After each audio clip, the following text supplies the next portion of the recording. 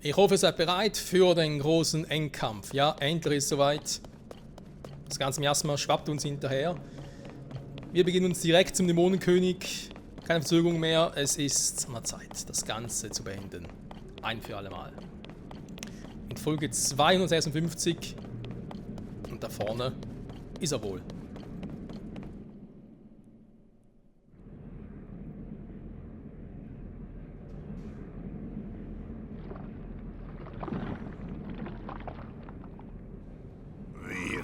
Bedauerlich. Diese Welt war schon der Dunkelheit geweiht, doch ein schändliches Licht legte sich über sie. Sie wimmelten so von Feiglingen, denen nichts teurer ist als ihr alberner Frieden. Früher war das anders. Wohin man auch sah, loderte der Kampfgeist.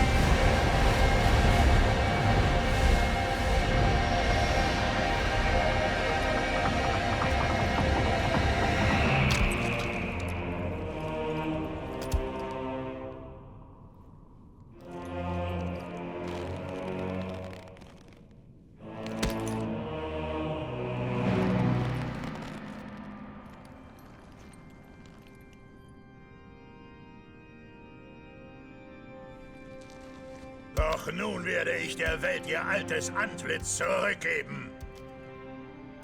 Ich werde sie nach meinem Willen formen und beherrschen. Wie es einem König gebührt.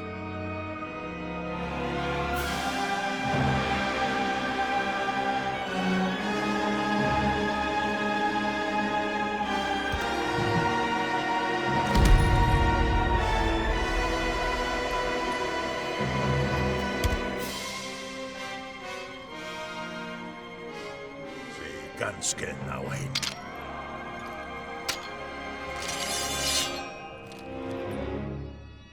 Der wahre König ist zurück.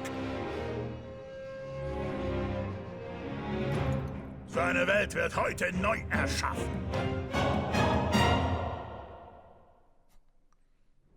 Das ist Szene aus dem Trailer.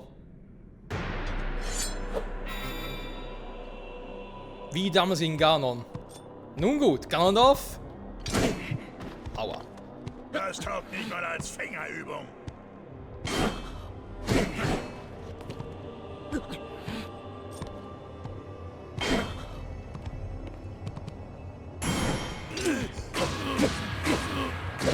Na, tut weh, was? Aua.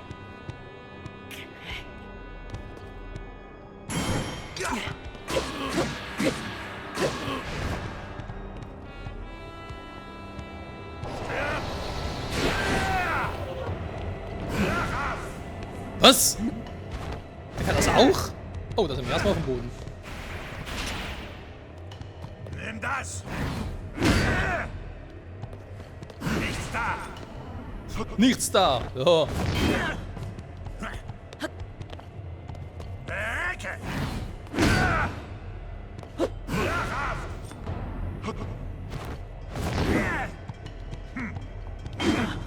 Ich hab irgendwie schon Vibes wie damals mit dem Todbringer. Ey! Nicht treten. Weg mit dir! Sag mal, wieso habe ich so Mühe, mit ihm zu kontern? Ist ja lachhaft.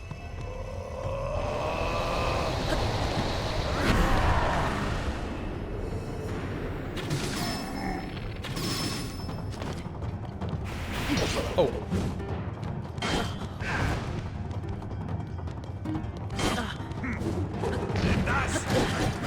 Ey, das ist echt nicht so einfach. Erbärmlich!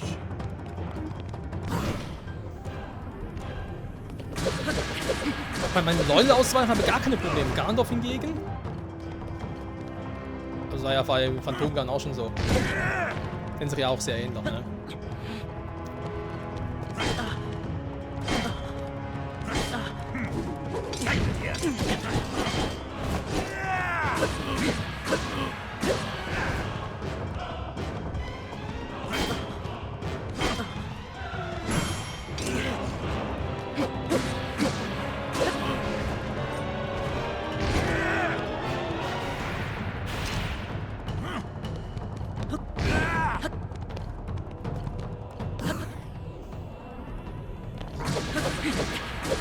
Besser bricht nicht, ich bin sehr begeistert. Das ist die Grundform vorne, ich habe es nicht abgewöhnt oder so. Ach, mir erstmal da in die Mitte.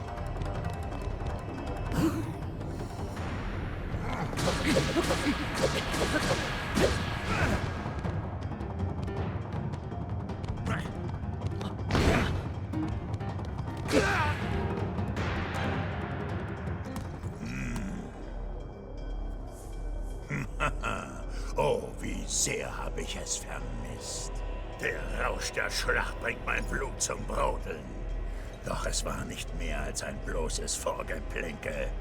Jede Faser meines Körpers dürstet nach noch gewaltigerer Macht.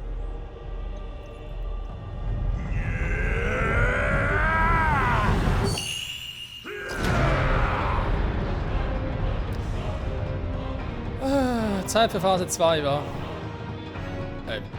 Hallo? Lebensbalken, hallo, bleib stehen! Wo gehst du hin?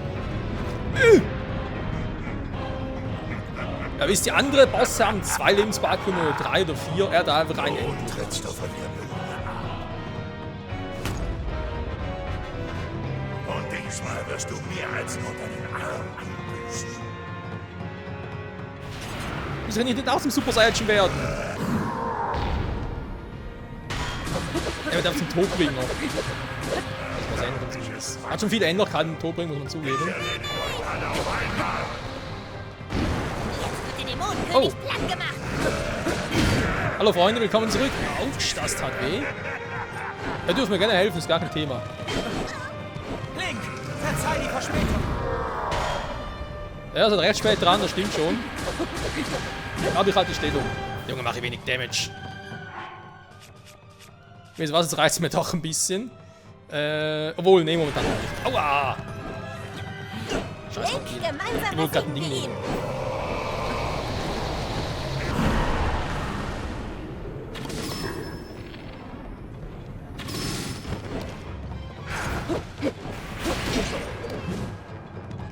Link, du musst den Dämonenkönig bezwingen. Ja, was glaubst du, mach ich die ganze Zeit, Minero? Quatsch, keine Opern, hilf mir lieber. Ja, ist klar. Aua! Was ist denn Grobian? Grobian, so.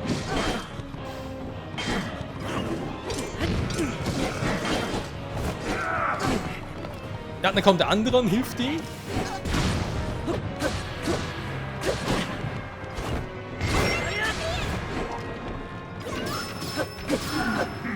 So.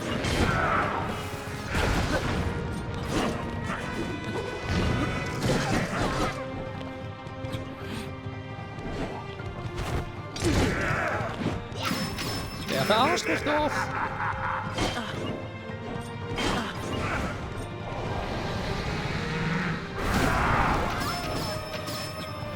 Okay. Der Gule muss drauf, muss ich ihn lassen.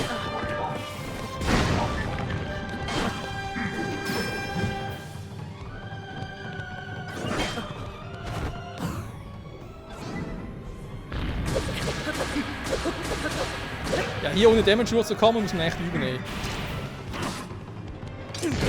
Da ist halt, ja, muss man halt ein Ding Konter und so mal gucken. Ja, diese scheiß Verzögerungen drin, da bin ich recht nicht gut. Danke, Minero, dass du dich geblockt hast.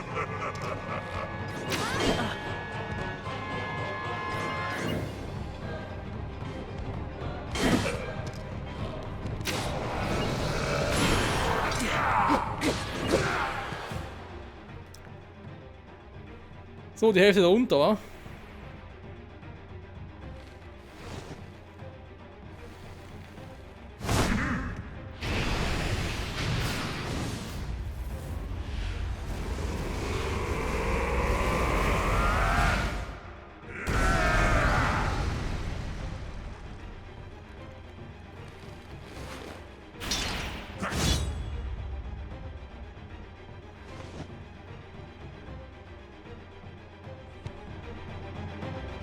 Also gut, 1 gegen 1, so soll es sein. Erstmal kurz healen.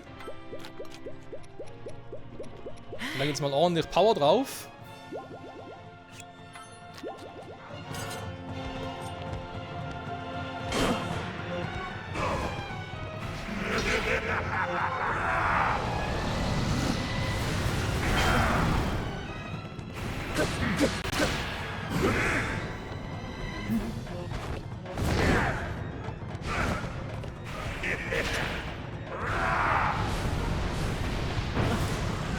Was? Der Hylia-Schild kann zerbrechen. Der zerbricht es doch gleich. Scheiße. Ja, er kann zerbrechen, das ist wirklich so. Aber kann nicht damit gehen, dass so früh schon passiert. Gut, er hat echt viel eingestellt. Das ganze Spiel verteilt hin.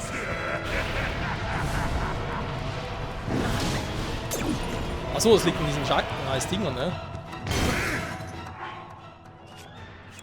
Ja, bei daher halten die wohl nicht viel aus, ne? Man kann es vielleicht so begonnen haben.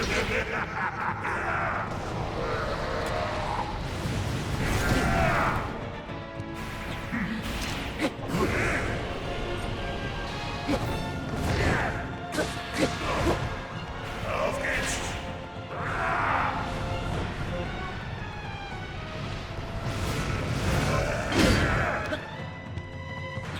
Genug Abstand, dann geht das.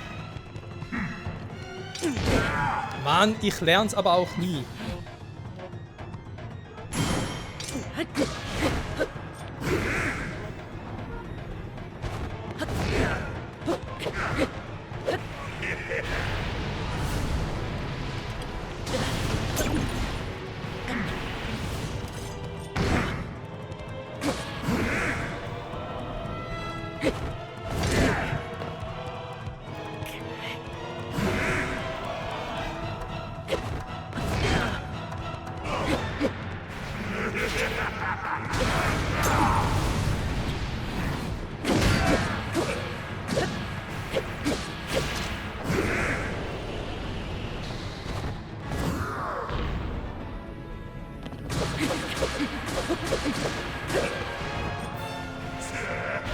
Trotzdem cooler Boss, kann man hinzugeben. Wenn man hier auf den Shield nicht drauf hat, dann passiert da nichts. Ne? Also da muss man eigentlich recht versuchen, den Shield halt nicht einzusetzen.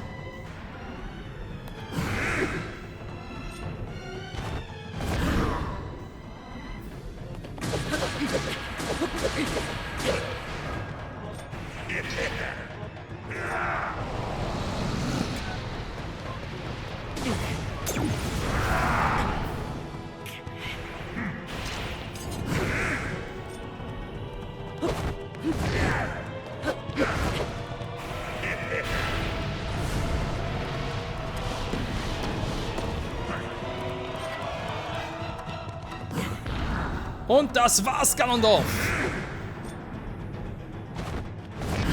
Entschuldigung, ich meinte, jetzt war's das! Und tschüss!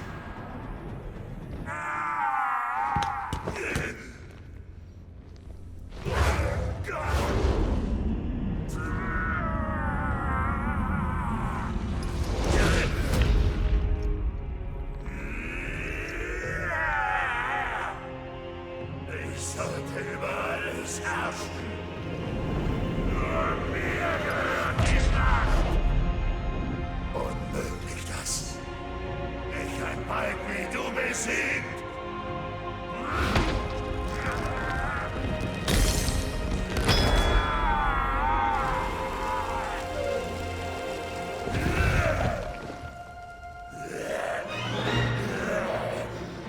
Mein Fleisch und auch mein Geist, die sind mir gleich.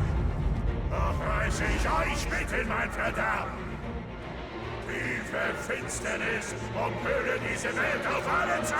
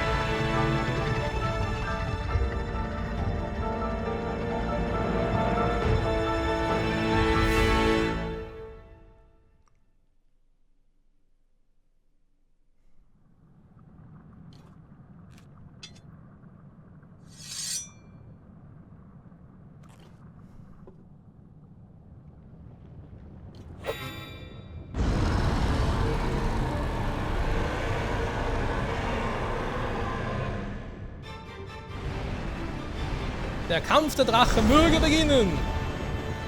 Ach du Scheiße. Kann man ganz kurz darüber erzählen, wie cool das aussah, als Gandalf zu diesem... Ja, ich weiß, hier heißt es Schwarzdrache, aber eigentlich ist es eine Art Dämonendrache. Im Original heißt es, glaube ich, sogar übersetzt Monddrache. Nur bei uns haben irgendwie gesagt Schwarzdrache, warum auch immer. Ich glaube, irgendwie Zelda auch ein Weißdrache, obwohl sie eigentlich der Lichtdrache ist. Aber ich kann damit auf ein anderes Schild, auf den Hylia-Schild switchen, weil ich werde ihn kaum brauchen, aber sieht dann cool aus.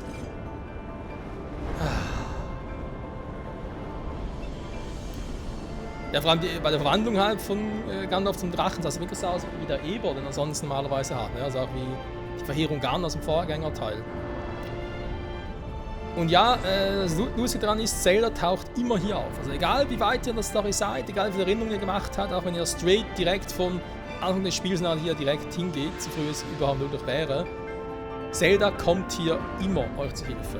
Und zu dem Zeitpunkt, wenn ihr es noch nicht gemacht habt, könnt ihr halt aus ihrer Stirn das Masterschwert herausziehen. Also in dem Zeitpunkt, wo ihr jetzt gerade bin, habt ihr immer das Masterschwert zur Verfügung. Zumindest habe ich es mal so auch gesehen und so. So, die Gandalf platt machen als Dämonendrache. Eigentlich soll es in der Form relativ easy sein. Ich gucke mal, was er jetzt macht. Ich glaube, eigentlich müssen wir uns einfach hier oben...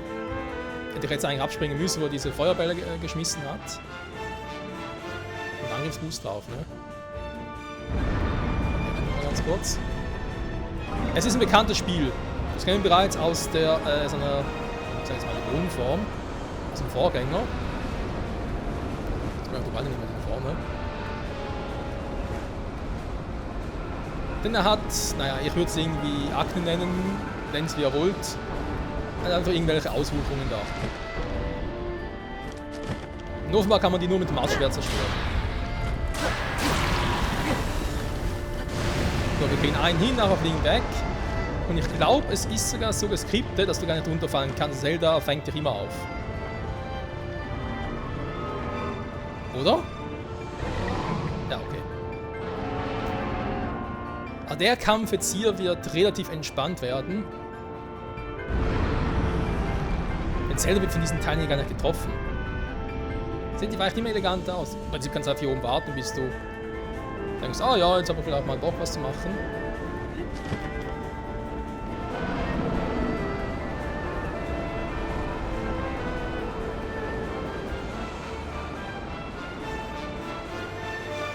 Erinnert mich auch irgendwie an den Kampf, den Luftkampf, den wir in Skyward Sword hatten, im Himmelsfisch dort. Beziehungsweise gegen seine Auswirkungen. Ich weiß gar nicht mehr, wie das eigentlich hieß.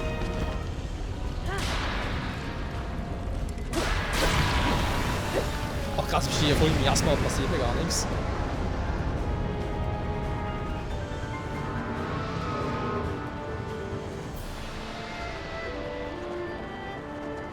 Zelda? Ja, du fliegst irgendwie falsch, ne? Nur, dass ich mal kurz erwähnt habe. Danke.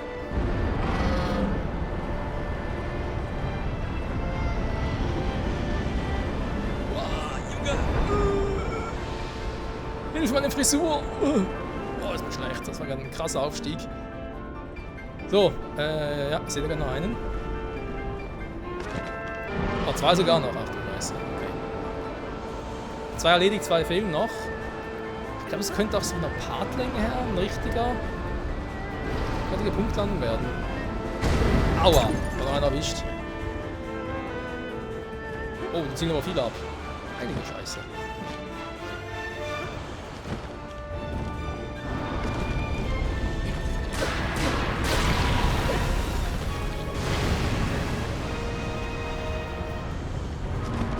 Zelda, help! Danke!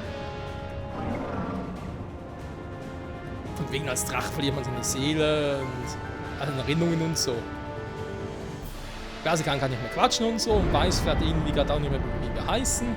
Aber dass der da unten nervös ist und wir die Guten, das weiß ich doch noch. Ne? Also insofern muss ich jetzt überhaupt hin.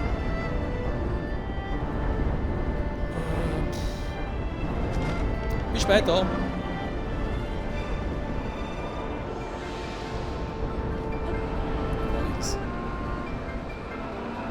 Na, kommst du nochmal, Gandalf?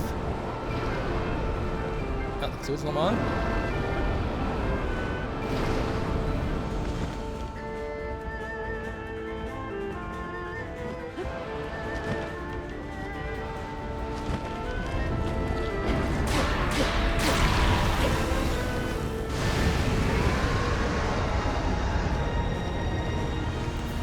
Verwandlung in den Schwarzdrachen war definitiv ein Fehler. Ganondorf, was ist jetzt passiert? Oh, Blumenmond. Sieht ein bisschen bedrohlich aus. Man sieht es auch schon, so eine Stirn, ne? Da wo eigentlich das Juwel gewesen ist, ist so eine Schwachstelle, logisch, weil er hat sie ausgerissen.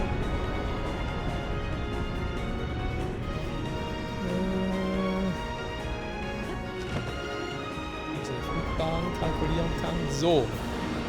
Besser in die Fresse fliegen, ne?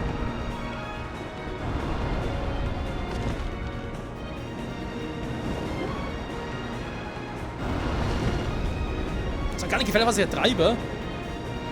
Das Aeroset wäre eigentlich hilfreich.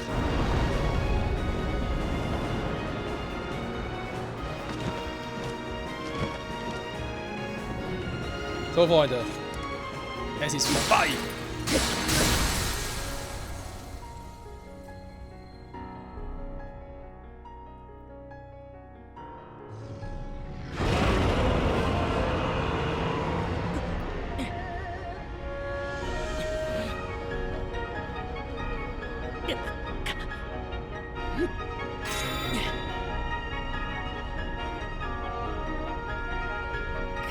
Leb wohl, Ganondorf!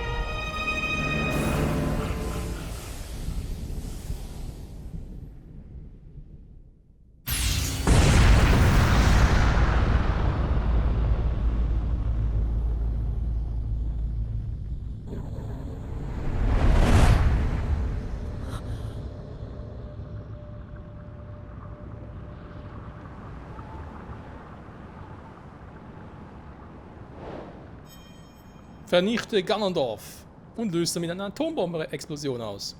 Geschafft. Alter. Hoffentlich gab es ja keine Strahlen oder so.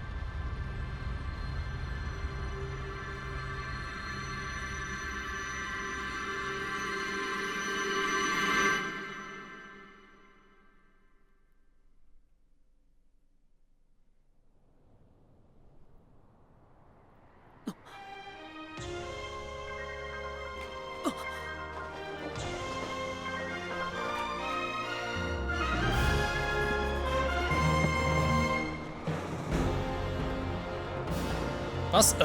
Okay. Nein, schon wieder. Hilfe. Ich muss Zelda auffangen, bevor sie auf den Boden aufstürzt.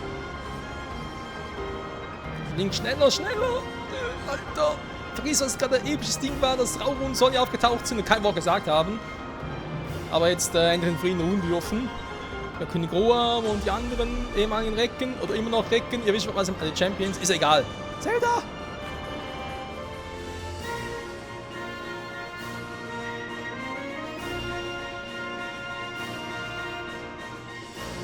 Komm schon, diesmal schaffe ich's!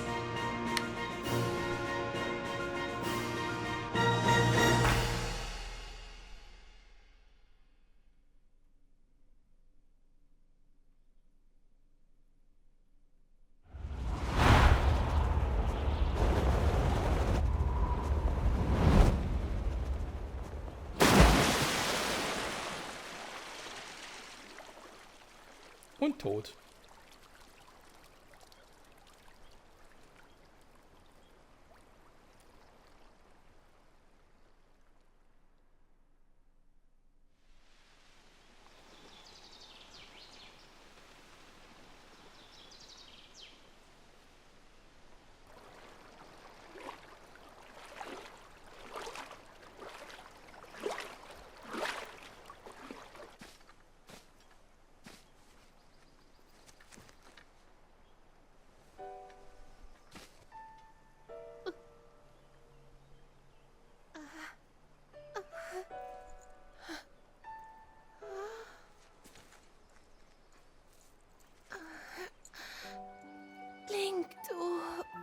Was ist?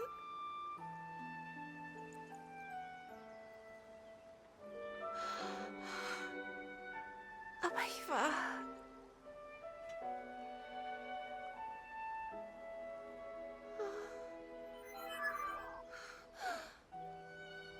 Dann hat es dich erreicht.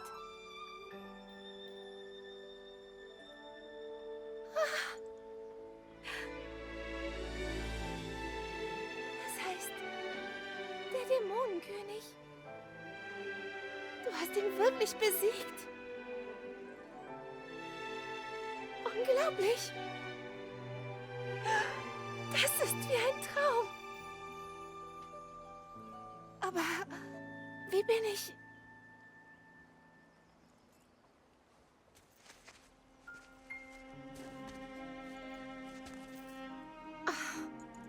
Ich erinnere mich. Ich habe geschlafen. Unermesslich lang.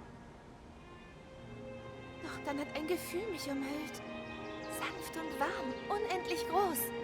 Und ich bin aufgewacht.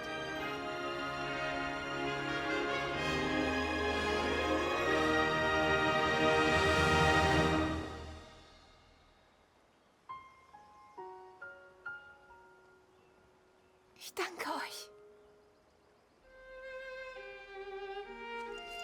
Oh, Link, ich war ganz weit in der Vergangenheit, wem ich da alles begegnet bin.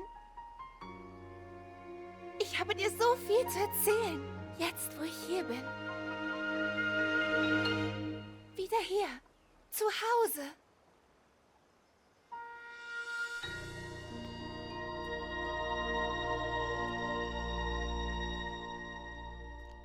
Nirgendwo ist es so schön wie zu Hause.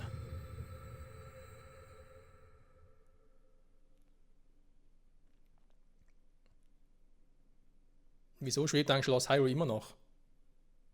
Hat es irgendwie Sona-Baustein runter oder was? The Legend of Zelda. Weiter.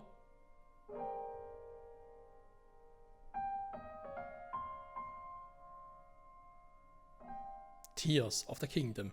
Ja, okay. Offenbar ist das auf der Switch 2-Version nicht schneller geworden. Genauso wenig wie vorhin die Ladesequenz. Aus dem Untergrund zurück an die Oberfläche. Der war auch endlos lang, ey. Freunde, wir haben die Credits. Das Spiel ist noch nicht vorbei. Es gibt dann eine epische Cutscene. Eine Endszene sozusagen. Ihr dürft ihr nicht verpassen, wir müssen unbedingt dranbleiben. Ich glaube, wir machen die Credits auch relativ kurz, trotz so vieler Parts. Denn, sind wir ehrlich, das Projekt hat so lange gedauert. Es gab so viele Parts und so viele Folgen. Und ich habe schon so viel darüber gesagt. Was soll ich noch groß anderes darüber sagen? Ne? Erstmal, es gehört in dieselbe Spielewelt wie Breath of the Wild. Insofern ein Open-World-Faktor, ist darauf eben auch konzentriert.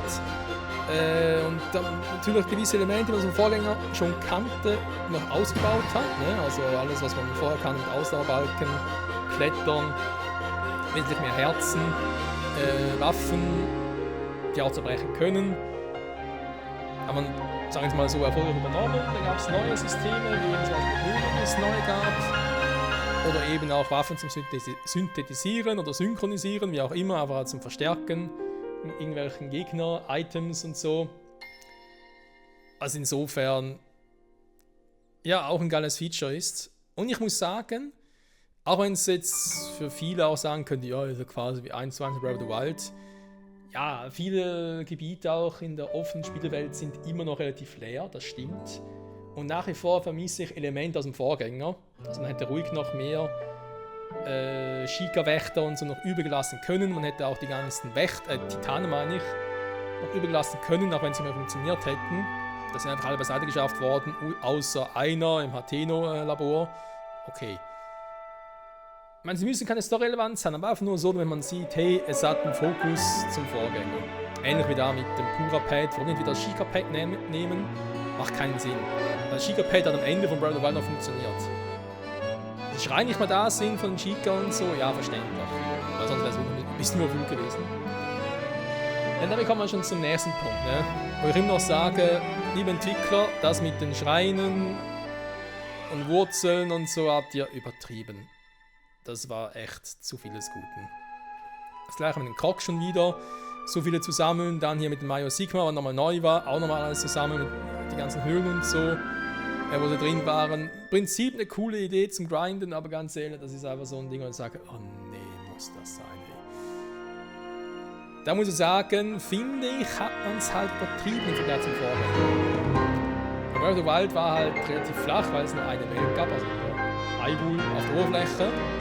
Hier haben wir halt 3 Ebenen mit dem Himmel, der Oberwelt, der Unterwelt, der Untergrund, wo man natürlich auch relativ schnell wieder hin und her sich teleportieren lassen konnte. So weit, so gut. Aber trotz allem, der Untergrund war halt wirklich auch leer, muss man so sagen. Ne? Also an so einem Ding hätte sagen können, ja, es gibt da großartige Population und so, außer der Monstern. Im Himmel war noch weniger los. Und warum uns die Konstrukte immer bekämpfen wollen, verstehe ich bis heute noch nicht. Also, die haben ja alles bekämpft. Also ja, die ganze Zeit stetig. Da wäre vielleicht mal zu sagen, hey, ab dem Zeitpunkt oder ab dem Gebiet bekämpfen die Konstrukte nicht mehr. Aber gut.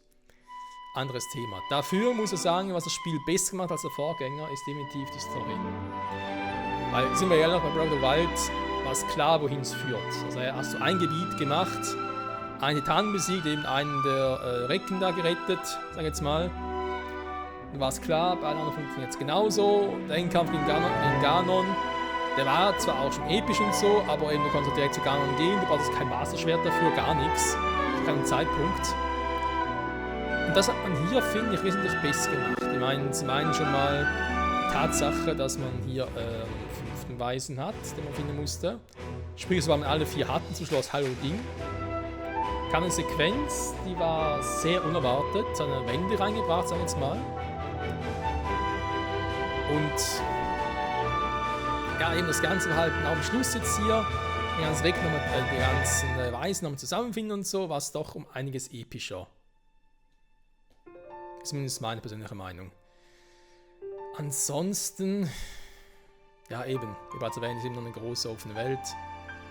Ich finde es immer noch schade, auch wenn wir schon beim Thema sind, zum Vorgänger, zum Beispiel keine Donnerpfeile, Eispfeile, Feuerpfeile, Donnerpfeile und so hatte. Und auch krampfhaft versucht hat, gewisse Dinge aus dem Vorgänger wie zu entfernen. Zum Beispiel auch die Sheikah-Pfeile, wo man einfach irgendwie gesagt hat, das ist ein Sheikah-Dolch oder so. Und nein, Antiker-Dolch hieß er, hier dabei war es die Technologie von den Sheikahs. Also wisst ihr, so Dinge, weil wir sagen, warum muss man krampfhaft versuchen, die Sheikah da auszuwählen. Also dass hier kein Sheikah-Weißer werden durfte.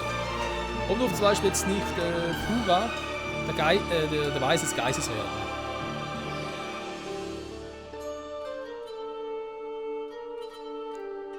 Das sind so Dinge, die ich nicht so richtig verstehe. Und wenn wir uns gerade bei den Weisen sind, ne, eben auch da war cool, finde ich, dass sie halt auch unterschiedliche Story-Dinger hatten, gerade auch mit Yunobo. Ich meine, auch so eine Charakterentwicklung, ne, aus dem Vorgänger zu dem Teil hier. Hingegen muss natürlich eine Fähigkeit angepasst werden, was ich gar nicht verstanden habe. Weil im Vorgänger hatte er auch diesen Schild. Wie Daruk.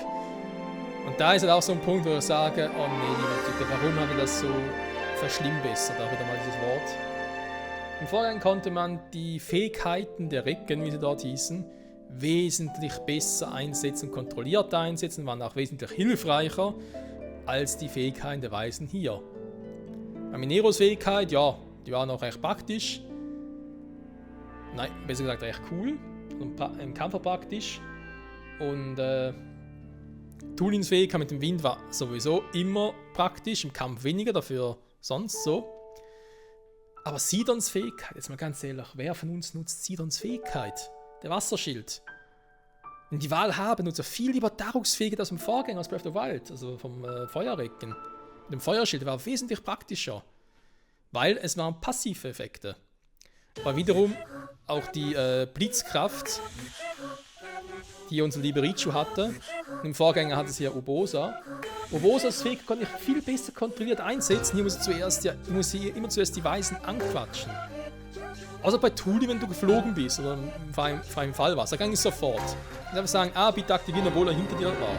Aber hier muss immer zuerst dem Weisen zugehen und sagen, aktiviere bitte deine Fähigkeit. Und das ist im Kampf so unpraktisch. Und da haben die Entwickler sich keinen Gefallen getan. Ja, und auch die Referenz, ne, wenn wir gerade sehen mit dem Miasma zum Schlamm des Hasses im Vorgänger, beziehungsweise mit Ganondorf zu Ganon. Ja, es wurde ein paar Mal erwähnt und es soll ja auch so sein, dass Ganon quasi das personifizierte Böse von Gandalf ist, weil wir haben es ja gesehen, wo wir runterkamen in der ersten Folge, dass Gandalf halt irgendwie Miasma ausgeströmt hat. Und offenbar soll es so erklärt werden, dass halt dieses Miasma, solange halt noch irgendwie das Ding noch stärker war das Miasma auch abgeschwächt und deswegen ein Schlamm des Hasses. Ne? Also quasi nicht zerstörerisch oder irgendwie so, wie soll ich sagen, ja, so Säure hat, ne? Dass irgendwie alles zerfressen würde oder so, sondern halt eher eine Energieform. Und so wurde halt immer diese Form namens Ganon geschaffen. Naja. Ich glaube, eine richtige eindeutige Erklärung bekämen wir eher so bei Halo Historia oder bei so etwas Ähnlichem. Es soll ja so ein Buch zu Tears of the Kingdom schon geben, aber glaube momentan immer noch nur auf Japanisch. Trotzdem noch ein bisschen mehr dazu stehen. Aber ja, Impa hat es ja auch schon erwähnt, eben die Beziehung zwischen Ganon und Ganondorf. Und sie war ehrlich. Die Spiele funktionieren sowohl zusammen, aber sie funktionieren auch für sich alleine. Und ich denke, das ist das, was die Entwickler wollten. Und dass jetzt hier auch kein DLC bekommen haben, keine näheren Infos, zum Beispiel zum Heldengeist, der vor 10.000 Jahren gekämpft haben soll. Mein Gott, vielleicht erfahren wir dazu noch mehr dann im nächsten Halo Warriors Teil. Vielleicht aber auch im nächsten Zelda-Spiel, vielleicht auch gar nicht mehr.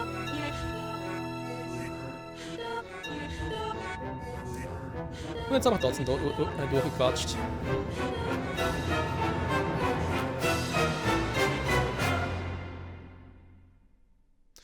Trotz allem muss ich sagen, ich habe es sehr genossen, das Spiel durchzuspielen. Ich wäre lieber früher fertig gewesen, das stimmt auch. Gewisse Umstände kamen es leider nicht dazu, oder erst jetzt. Trotzdem muss ich sagen, ich werde es nie wieder so lange und so intensiv spielen. Story und so, ja, gerne, aber sowas wie jetzt, nein, nie wieder. Ende.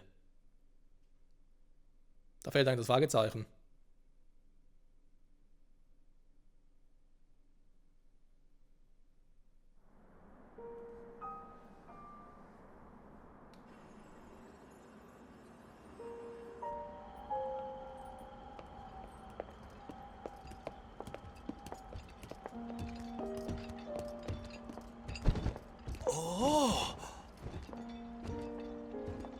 Wie kann so eine gewaltige Landmasse einfach so im Himmel schweben? Die Errungenschaften der Sonau verblüffen mich immer wieder aufs Neue.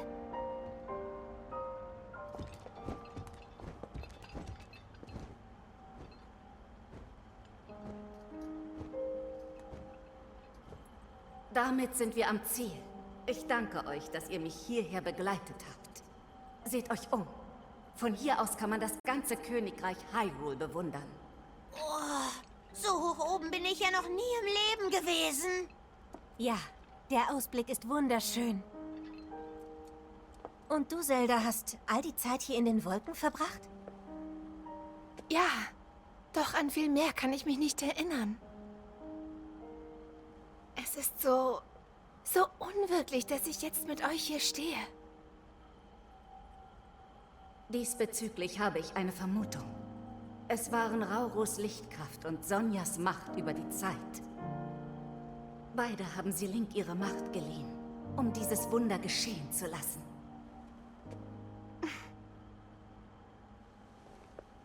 Ja.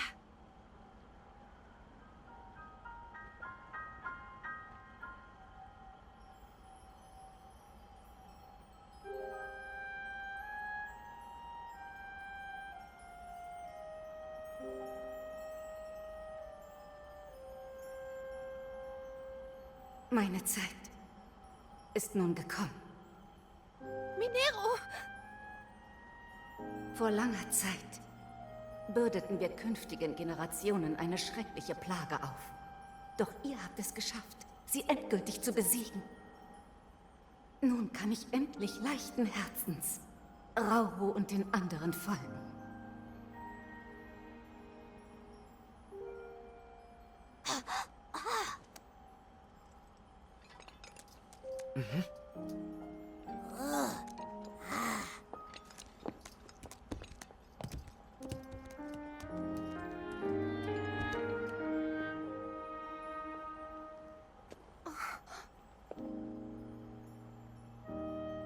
Wir alle, geloben, hoch und heilig, Zelda zu bedienen.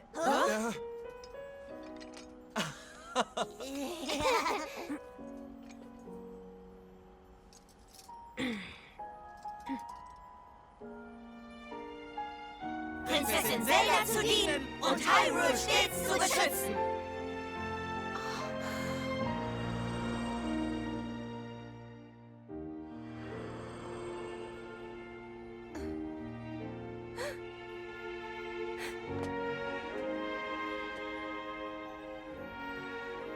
Rauro und Sonja wird es freuen.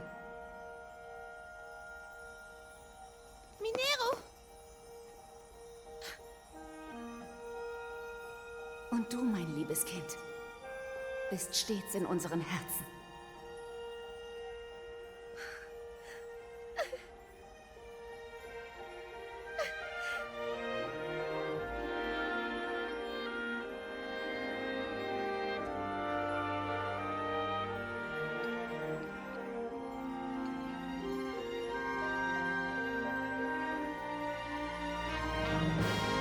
Ich danke euch.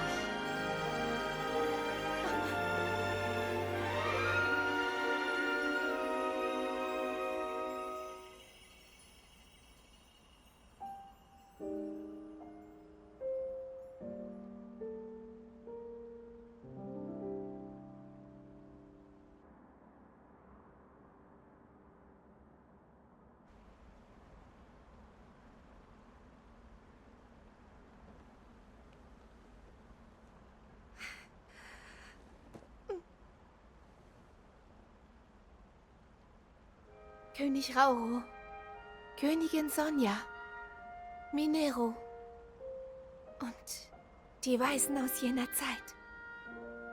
Sie wollten Hyrule nicht nur retten. Sie wollten ihm ewigen Frieden schenken. Ich werde alles daran setzen, diesen Wunsch zu erfüllen.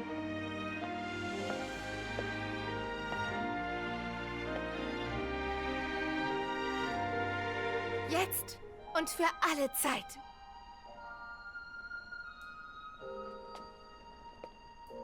Freunde, wir können das ganz sicher schaffen.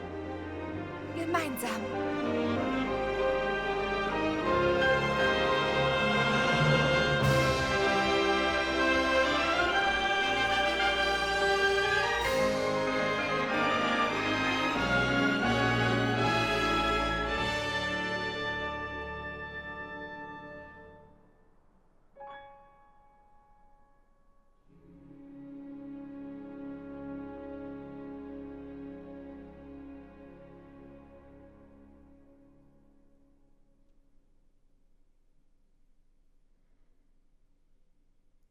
Und trotzdem stellt sich für mich die Frage, wie sind die überhaupt alle hochgekommen? Auf dem Neros Rücken, also auf dem Konstruktrücken oder wie oder was? Ja, Freunde, das war's also mit Legend of Zelda Tears of the Kingdom. Hat lang genug gedauert, das war jetzt trotzdem ein schöner und persönlicher Abschluss. Auch wenn wir natürlich gewisse Elemente aus der Zelda-Serie noch vermisst haben, wie weitere Hinweise auf das Triforce zum Beispiel, weil es war ja doch schon Thema, auch schon beim Vorgänger. Und auch wenn Gandalf jetzt hier eine andere Machtquelle genutzt hat. Ja, bin gespannt eben, was künftige Zelda-Spiele noch bringen und ob es das letzte, ob jetzt Tears of the Kingdom das letzte war für diese Reihe, sprich für die Ära der Wildnis, sag ich jetzt mal, wie es so schön heißt, weil theoretisch sagte keiner, dass Ganondorf nicht wiederkommen könnte. Ne? Wir kennen das Ganze um ihn herum, die ganze Geschichte. Und da ja Fei im Masterschwert immer noch offenbar existiert, ja, also immer noch spricht und so, wird es ja wohl schon in der Timeline existieren, in der Skyward Sword auch drin war. Aber eben, ne, das, damals bei Breath of the Wild dachte man sich irgendwie so, ja, schmeißt alle 3 Timelines zusammen und dann gibt es Breath of the Wild und jetzt hier wurde noch ein bisschen was anderes umgeschrieben und so. Aber ja, ich glaube, das macht ein bisschen das Ganze aus, ne, dass man selber sich ein bisschen da reindenken kann, selber ein bisschen was erfinden kann oder sich selber seine Theorien zusammenstellen kann. Trotzdem freue ich mich schon sehr auf das nächste Zelda-Spiel, wann auch immer was kommen wird. Also, sag ich jetzt mal so 3D, normal Zelda-Game. Ob es wieder Open World sein wird, wie das hier, ob wieder irgendwie Ganondorf vorkommen wird, Ganon oder etwas ganz anderes als Feind. Ob es Triforce wieder geben wird, ob es ähnliche Fähigkeiten geben wird, wie bei Breath of the Wild und Tears of the Kingdom. Oder ändert die Rückkehr von solchen Waffen wie eben auch dem Enterhaken. Das bleibt wohl der Zukunft überlassen. In der Hinsicht sage ich vielen Dank fürs Zusehen und bis zum nächsten Mal. Jetzt erstmal gucken, kann ich überhaupt... schön Auto speichern, ja. Ja, in dem Sinne, bis zum nächsten Mal und... Das ging schnell, nicht wahr, Freunde? Also nicht wundern, ich bin noch mal ganz kurz zurück, denn es gibt noch 2 Dinge, die ich gerne noch zeigen möchte. Erst einmal das Ding hier. Dämonenkönig Ganondorf. Das bekommt man halt, wenn man das Spiel durchgespielt hat. Der Wiedererwachte. Ein teuflischer Mann, der bereits zu seiner Gründung Hyrules erwähnt wurde. Legenden erzählen, dass dieser Gerudo getrieben von schier unendlichem Ehrgeiz zu großer Macht gelangte und so zum König der Monster wurde. Achtung, jetzt kommt's. Seit vor einem Jahrhundert die Verheerung das Schloss beschädigte und das Siegel schwächte, das ihn unter dem Schloss gebannt hielt, konnte Ganondorf nach und nach an Kraft gewinnen. Gefährlicher als jemals zuvor oder als je zuvor verbreitet er nun wieder Angst und Schrecken im Land. Das unterstützt die Theorie, die ein bisschen im Umlauf hat, dass man eben sagt, dass die Verheerung Ganon nur dazu diente, um das Siegel zu schwächen, damit Ganondorf wieder auferstehen kann. Und ja, die Verheerung Ganon, auch wenn sie natürlich durch Zelda auch gebannt wurde, über ein Jahrhundert lang, war halt doch sehr aktiv, ne? Und hat halt auch die Vorherren der Sheikahs und so damals neben Schloss Hyrule oder bei Schloss Hyrule ja auch beschädigt gehabt. Und wir haben ja auch gesehen, dass da war irgendwie so ein leuchtendes Teil und oberhalb von Ganondorfs Körper. Es gibt die Theorie, die besagt, dass dieses Ding eigentlich von den Sheikah damals erbaut wurde, weil die eben auch damit eigentlich quasi beauftragt wurden, etwas für die Verheerung Ganon zu finden und dann gemerkt haben, nee, das hat mit Ganondorf, da mit dem Korpus da unten zu tun.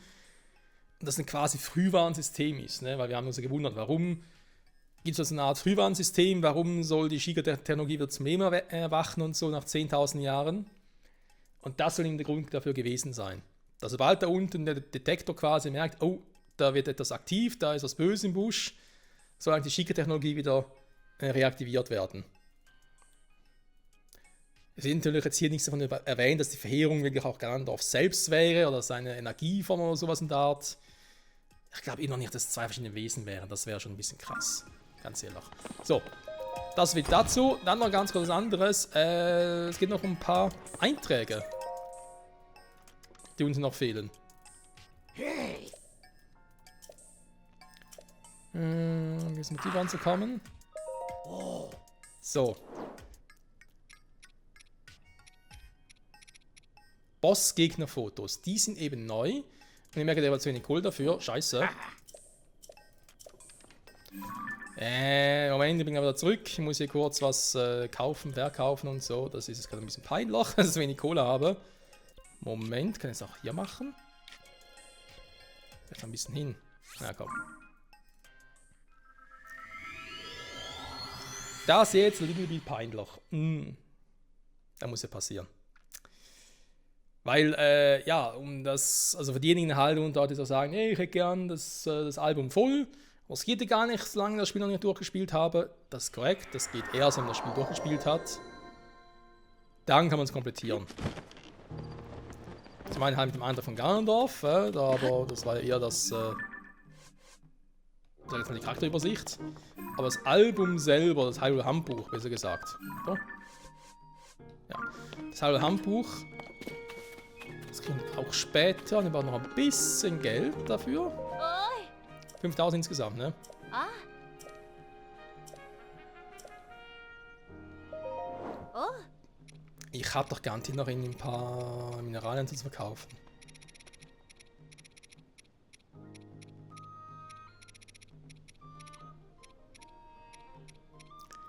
Na komm, ein paar Erz ohne Grenzen kannst du schon haben. Hä? Ist vorbeigehuscht oder was? Ja, hier oben. Krass. Und jetzt mal behalten. Warte mal, ich habe gar nicht mehr so viel, ne? Kann auch ein bisschen sparsam sein, tatsächlich.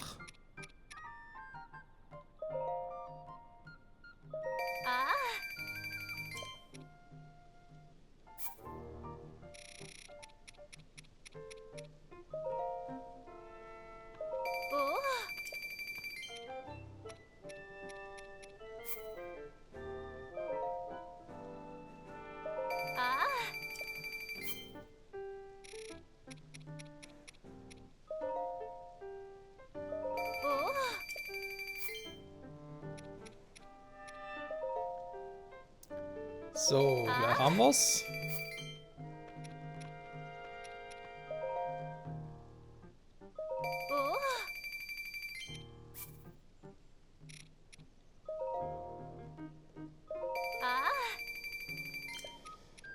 Jetzt noch ein bisschen was her, ne? Moblinherzen habe ich auch sehr viele.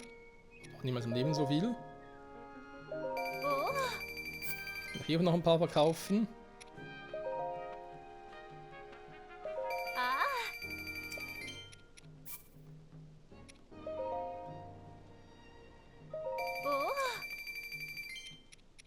Okay.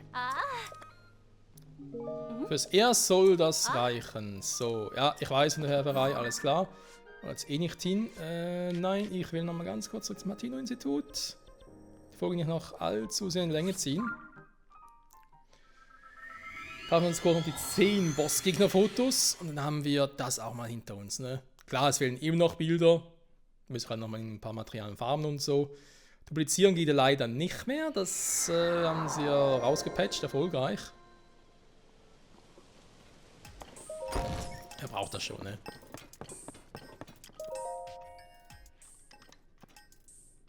Hey! Oh! Ah!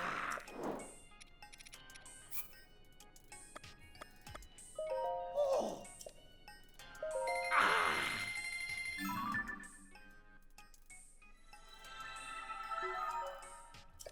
Bossgegner-Fotos.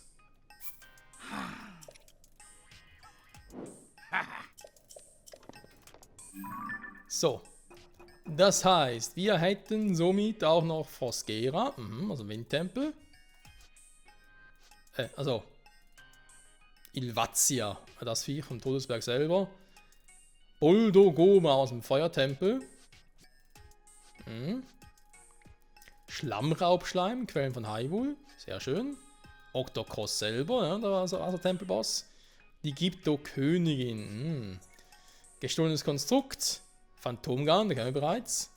Dämonenkönig Gandalf selber, wieso ist eigentlich so eine schlechte Qualität? Hallo? Dämonenkönig Gandalf zweite Form. Geschwächt wurde, gewann nach und nach seine Kraft zu gefallen mit Angst und Schrecken.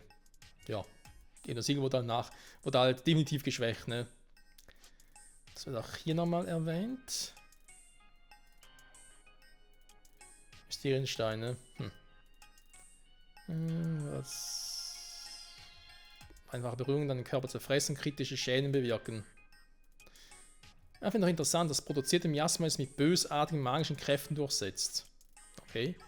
Schwarzdrache. Eine wahre Machtentfesselte. Naja. So mächtig war er gar nicht.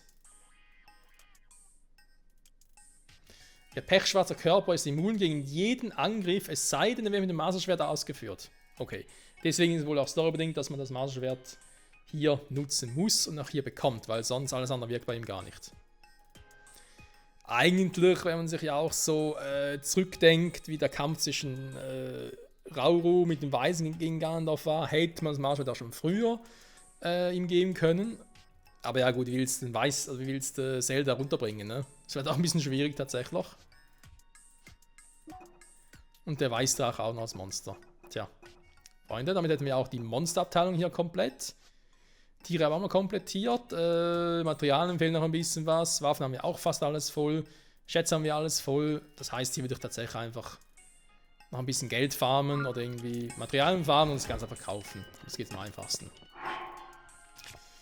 Gut, dann zum Abschluss würde man sagen, wir gönnen noch ein Stück Karottenkuchen. Mein Lieblingskuchen im Real Life. Und verabschiede mich nun hiermit endgültig vom Spiel und seinen Abenteuern. Leute, vielen Dank fürs Zusehen.